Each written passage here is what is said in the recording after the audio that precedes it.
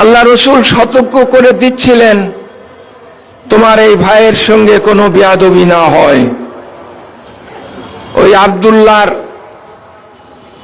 লাশটাকে সামনে রেখে আল্লাহ রসুল দোয়া করেছিলেন, ইয়া আল্লাহ পাকবারী, তোমার এই বান্দার জন্যে আমি আজ এই সন্ধ্যা পর্যন্ত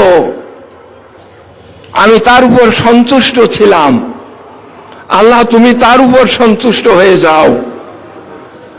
আমি এই কথাটাই আমার রবের কাছে জানাতে চাই, আমি এখনো তার দায়িত্বশীল। আমি আবুল হাশেমের উপরে এখন পর্যন্ত, অর্থাৎ তার মৃত্যুর আগ পর্যন্ত তার উপরে আমি সন্তুষ্ট ছিলাম।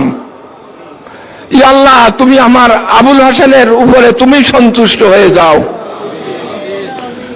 প্রিয় উপস্থিত